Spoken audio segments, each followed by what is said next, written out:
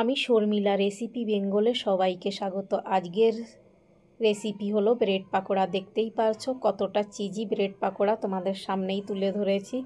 যদি আমার রেসিপিটি ভালো লাগে তাহলে বেল আইকনটাকে ক্লিক করে আমার চ্যানেলটাকে সাবস্ক্রাইব করে রেখো, রেসিপি বেঙ্গল। যার জন্য এবার আমি নিয়ে নেব বেসন, যেটা আমি কাটিং করে, আর দেখো আমার সমস্ত জিনিস এলোথেলোই করা আছে, জায়গাটা অনেক কম। এবার আমি বেসনের প্যাকিংটা কাট করে বেসন আমি আগে টেখে নেব, নাইলে বেসনের ভেতর কিছুই থাকতে পারে, আর যেটা হয়তো পেটে গেলে অসুবিধাও হতে পারে। আর বর্ষার সময় বেশিরভাগ পোকাও হতে পারে, অনেক সময় হয়ে যায়। আর এখানে দিয়ে নিয়েছি আমি কিছুটা হলুদ, এবার দিয়ে নেব লবণ দিয়ে নিয়েছি। এবার দিয়ে নিয়েছি ব্ল্যাক পেপার পাউডার আর কাশ্মীরি রেড চিলি পাউডার।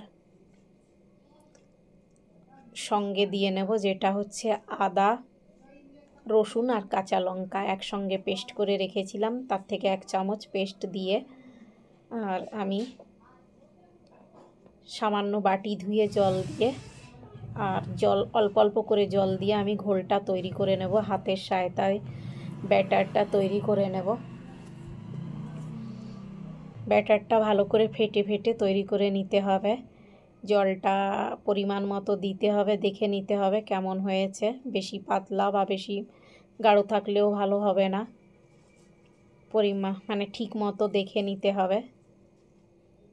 দেখেই নাও, মানে আমি দেখিয়ে দিচ্ছি, তোমরা দেখো। আর এদিকে আমার আলু কিন্তু সেদ্ধ করা হয়ে গেছে, আমি ছোট ছোট করে কাট করে নিয়েছিলাম। এদিকে ব্রেড আমি কাট করে নেব এইভাবে ত্রিভুজের মতো করে মাঝখান দিয়ে, আর ব্রেড আমি কাট করে নিচ্ছি এইভাবে। প্রত্যেকটা ব্রেড কাট করে নেব।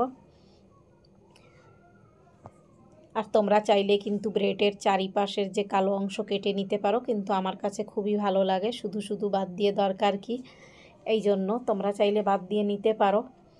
আর এদিকে আমি নিয়েছি কিছুটা চিজ, যেটা বের করে রেখে নিচ্ছি। এই চিজগুলো হলে ভালো হয়,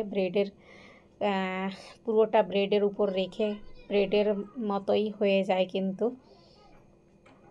আর এদিকে প্যানে দিয়ে নিয়েছি অয়েল, যেটা গরম হওয়ার পর আমি আগে দিয়ে নেব একটু বেকিং সোডা, মানে যেটা হচ্ছে মিষ্টি সোডা বলে, দিয়ে নিয়েছি সামান্য একটু। আর এই গরম অয়েলটা আমি দিয়ে নিচ্ছি এর ভেতর। গরম অয়েলটা দিলে ব্যাটারটা খুবই ভালো হয়, আর পাকোড়াগুলো খুবই ভালো লাগবে খেতে। উপরে যে পাকোড়ার যে উপরের ছালটা থাকে খুবই টেস্টি হয়, এই জন্য দিয়ে নিয়েছি ক্রাঞ্চি। আর এদিকে আমি সামান্য একটু সাদা অয়েল দেওয়ার পর পেঁয়াজ ভেজে নিচ্ছি। পেঁয়াজ আগে থেকেই আমি কাট করে রেখেছিলাম, আর পেঁয়াজ কিছু সময় ভেজে নিয়েছি। এবার দিয়ে নিয়েছি আদা, রসুন, কাঁচা লঙ্কা পেস্ট করে রাখা ছিল।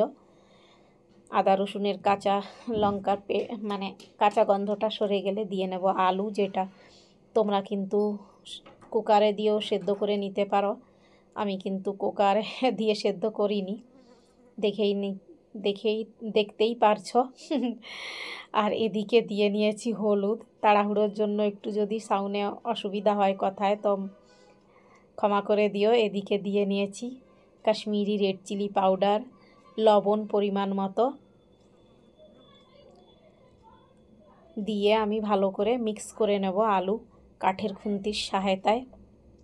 এবার দিয়ে নিয়েছি যেটা হচ্ছে মশলা, এর ভেতর আছে ধনে, জিরে, মৌরি, গোলমরিচ, লং, ইলাইচি, দালচিনি আর তেজপাতা, যেটা ড্রাই রোস্ট করে, আর শুকনো লঙ্কা ড্রাই রোস্ট করার পর পাউডার করা।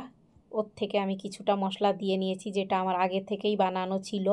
তোমরা চাইলে ম্যাগি মশলা দিয়েও তৈরি করে নিতে পারো, কিন্তু এই মশলাটা দিয়েও খুবই সুন্দর হয়েছিল।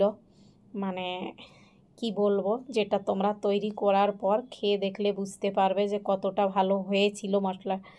এই আলুর পুরটা এইভাবে ভালো করে মশলা দিয়ে মিক্স করার পর আমি গ্যাস অফ করে রেখে নেব, ভালো করে মিক্স করে নেব, যেটা আলু গোটা গোটা না থাকে।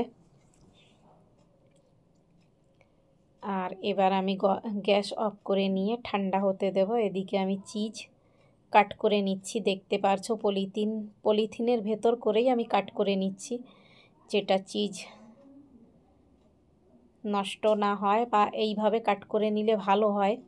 দেখতে পারছো আমি ত্রিকোণ করেই কাট করে নিচ্ছি। আর যেটা ব্রেডের উপর দিতে খুবই ভালো লাগে, যে কেশে নেওয়ার থেকে এই চিজগুলো দিলে খুবই ভালো হয়। আর এখানে আমি একটু ব্রেডের উপর মাখিয়ে নিচ্ছি শেজওয়ান চাটনি মাখিয়ে নেওয়ার পর তোমরা তোমাদের হিসাব মতো মাখিয়ে নেবে। আমি একটু কমই মাখাচ্ছি, যেটা কম দিলেই আমার কাছে ভালো হয়, বেশি এসব জিনিস একটু কম খাওয়াই ভালো। আর তোমরা তোমাদের হিসাব মতো দিয়ে নেবে। এদিকে আমি আলুর পুর ভালো করে রেখে নিচ্ছি, ব্রেডে পুরোটা জায়গায় ছড়িয়ে দিয়ে নিচ্ছি। আর ছড়িয়ে দেওয়ার পর দুটো ব্রেডে একসঙ্গে তৈরি করে নিচ্ছি, জলদি হবে এই জন্য। আর হাতের সহায়তায় দেখতেই পারছো এইভাবে পুরোটা ব্রেডে আমি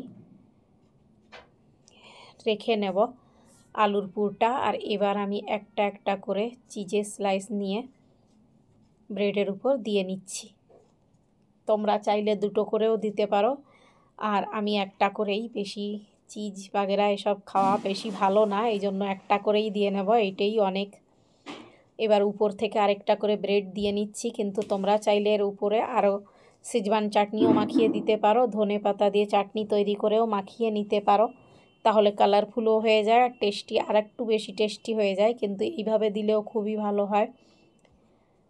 আমি একটা করে ব্রেডেই মাখিয়ে নিয়েছি, আরেকটা আমি এমনিই দিয়ে নিচ্ছি। আর তোমরা চাইলে দুটোই মাখিয়ে নিতে পারো। এইভাবে দিয়ে তোমরা শুধু বাটার দিয়েও ভেজে নিতে পারো, মানে আর অয়েলে দিয়ে বেসনের ঘোল দিয়েও পাকোড়া তৈরি করে নিতে পারো। এবার প্যানে আমি দিয়ে নিয়েছি অয়েল গরম হওয়ার পর আমি এইভাবে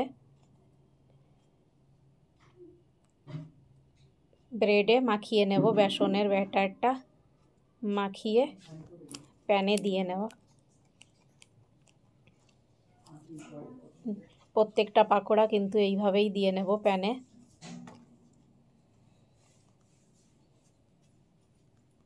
প্যানে কিন্তু 3টে পাকোড়া ধরেছে, যেটা দেখতেই পাচ্ছ। এক সাইড হয়ে গেলে অন্য সাইড দিয়ে নেব। তোমরা চাইলে কড়াইতেও ভেজে নিতে পারো, কড়াইতে দিলে আরও একটু ভালো হয়।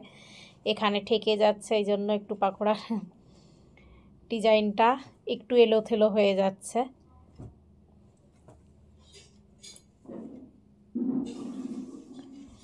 আর এবার দেখো প্রায় ভাজা হয়েই গেছে, দেখতেই পাচ্ছ, মানে ফ্রাই করা হয়ে গেছে। এবার প্রত্যেকটা সাইড ভালো করে আমি ভেজে নেব। আর ভেজে নেওয়ার পর এবার নামিয়ে নেব। এইভাবে প্রত্যেকটা পাকোড়া আমি ভেজে নেব, দেখতেই পারছো ভেজে নিয়েছি, কালার দেখতে পারছো। এইভাবে গোল্ডেন কালার হওয়ার পর নামিয়ে নেব।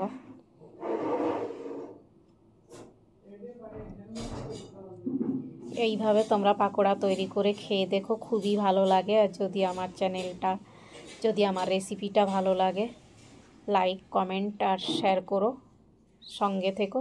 তৈরি করা হয়ে গেছে, কেমন লাগলো বেল আইকনটাকে ক্লিক করে পাশে থেকো। নতুন ভিডিও তোমাদের সামনে তুলে ধরার জন্য আমাকে সহযোগিতা করো। এবার দেখো কাট করে নিয়েছি, কেমন হয়েছে দেখতেই পারছো। ভালো থেকো, সুস্থ থেকো, আবার আসছি নতুন ভিডিও নিয়ে।